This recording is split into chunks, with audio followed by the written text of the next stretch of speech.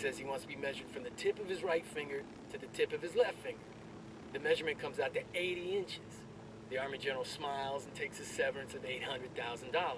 So the two generals are mighty damn pleased with themselves. But this Marine general's been watching the whole thing, and after a couple minutes, he steps up and says, "You pukes are gonna measure me from the tip of my dick to the bottom of my balls." Man, Marine generals are kinky. The men doing the measuring are confused. "Sir, are you sure you understand how this works?" "Just do it, maggot," the Marine general barks, and then he drops his trousers. Well, the two men get out the measuring tape, they steel their courage, and they get to work. So they start at the tip of his dick, but as they work their way down, they see the general's got no balls. Plot twist. One of the men says, "Sir, where are your balls?" "Left them back in Vietnam." All crude jokes aside, Tom Clancy's Ghost Recon Wildlands is an excellent game thus far. It has a very tactical gameplay with things like marking enemies with binoculars from afar, using your infinite use drone to scout from above, crawling in brush to avoid detection, or even calling out sink shots to eliminate multiple targets before anyone sees you crash landed your helicopter like I just did.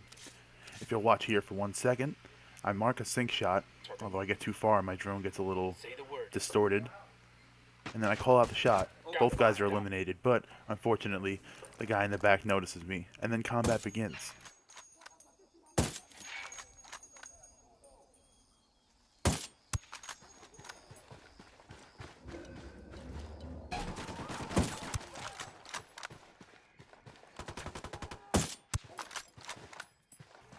After a few badly aligned shots on my end, I eventually move up after eliminating the targets to mark supplies.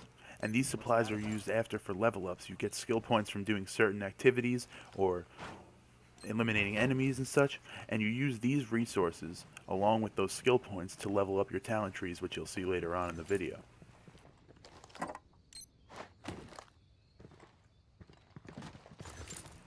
Scattered all across the map of Bolivia are little resupply boxes where you can change your loadouts and restock on ammo, grenades, or any other tactical equipment you may acquire throughout playing. These small blue icons here, marked by what looks like a spacebar with an up arrow, are your skill ups, and where you'll get these skill points are from interrogating high-valued targets or simply running across them on the map while you're doing missions. This is the character menu screen, and we are currently in the skills, and you can see I'm level 5. And here you can do your weapon, your drone, your items, your physical, squad, or rebel support. And you use these upgrade points along with all those resources that you're marking throughout exploring the map to level up these skills. One of the most interesting things I feel here is the rebel support. You get things like a mortar, vehicle drop-off, guns for hire, diversion, and spotting. So far I only have the mortar, but as you free these rebel camps across the map, you get these skills unlocked. And then you can have mortars drop from the sky and just completely eliminate squads of people. It's very fun. Leveling up your weapon with things like grenade launchers, adding a noob tube to the bottom of your gun, or ammo capacity, or vehicle destruction could prove useful as you are in combat a lot. The sole purpose of this game is, honestly, to kill as many drug lords as you can to make it to the top and eliminate the chain. El Sueño, the leader of the Santa Blanca, which is Spanish for Saint White, I believe, which I believe is a metaphor, I guess, for their cocaine empire. As you go about your day of work, taking care of your families, you might be wondering, why do we not fight against the rebel manics matters to you? So what you're seeing here, aside from the tremendous amount of lag that I warned about in the beginning, is I am picking up a plane for a rebel group, in which I will drop it off, and I will receive a large amount, up to 1,000, oil, I think it is, which will help later for upgrading certain abilities which will require those supplies. It has given the enterprising Bolivia the opportunity to make a real go of it, to create a business that can provide for So there's no better time to talk about the story of the game.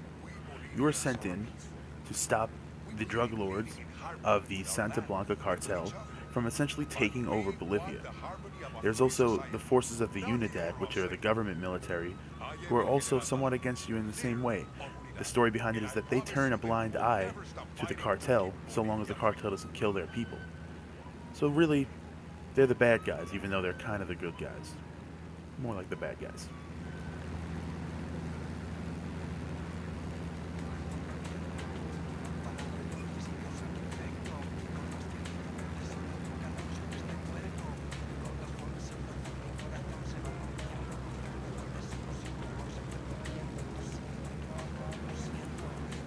Driving vehicles in this game and flying is, in my opinion, somewhat a little tough. It's very fun, but it is a little tough, especially when you're first getting the hang of it. I'm still not good at it, as you can see here, just trying to land on this small dirt airstrip. I actually loop around a few times to try and get on it accurately, and then I eventually make it, but I kind of slam down and luckily don't blow up.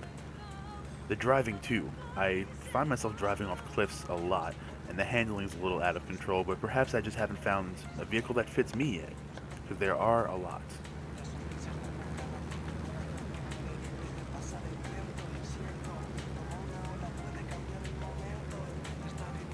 Even though you won't see it in this clip per se, a lot of this game is going around and exploring and looking for new guns, gun parts, skill ups, things like that. There are so many guns in this game, and so many ways to customize those guns, it is mind-blowing. Let the rebels know where to find it.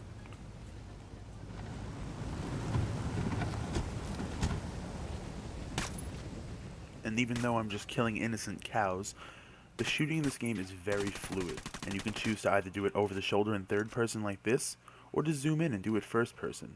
Although, in my opinion, the over the shoulder third person is slightly easier as there's a little bit less recoil for the camera. This is a commendation. Looks like it came from a box of cereal, or the Air Force or something.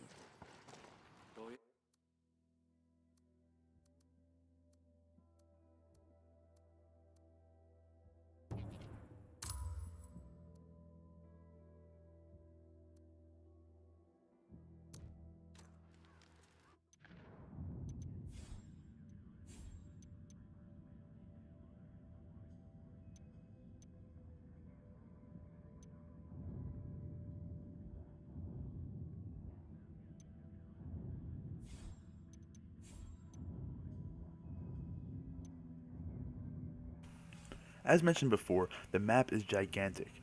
Various cities, mountains, hills, oceans, all for you to go through and eliminate these top blanked out people that you're not seeing right now, to eventually make your way to El Sueño, the head of the cartel.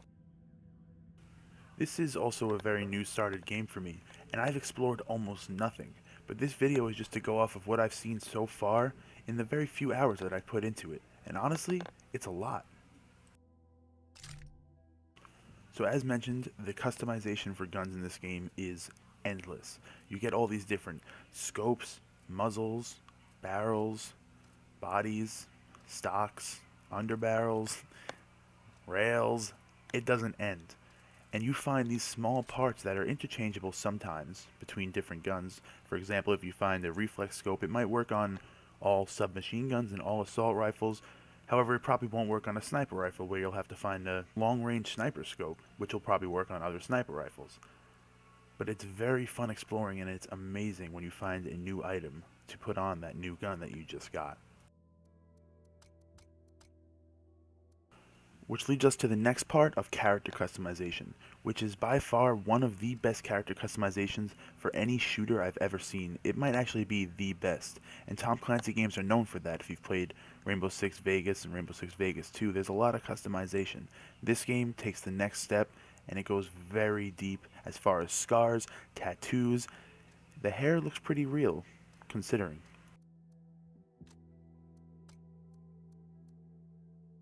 There are also numerous outfits you can get, and something very cool that you'll see coming up is you can actually have a ghillie suit on at any time, which I guess is probably more for role-playing purposes if you wanted to. I don't know if it would actually affect the game. It might, though. I could be wrong. But there are a lot of camo colors, everything that you can do on each separate piece of equipment to make their person look the way you want them to look.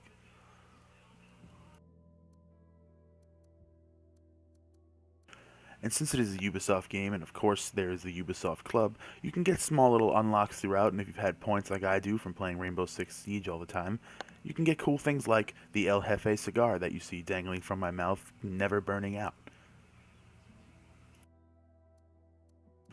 And you'll notice some things and categories are locked, and it's from, I believe, achievements or unlocks throughout the game or things like that. But for the most part, all this is right here is starting customization, aside from a few things like the cigar, obviously. There is so much.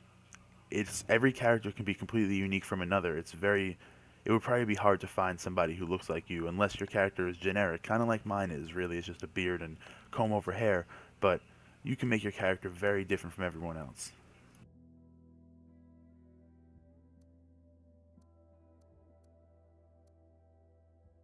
With all of that being said, this was by no means a video to teach you how to play the game. It was just for people who have never played or maybe never watched a stream about it to learn a little something about it from the eyes of somebody who is also new to it.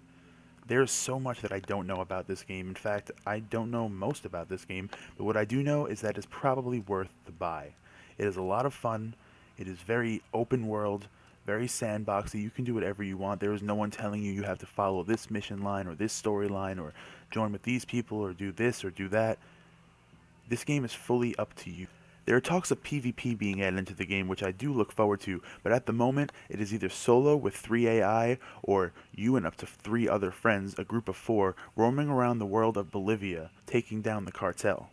This game has a combination of Rainbow Six's shooting and Far Cry's tactics. The combat is hard, but it's rewarding when you wipe out a cocaine hideout. I want to thank you all for watching. I am Illusion Ghost, and this is Illusion Gaming. Until next time.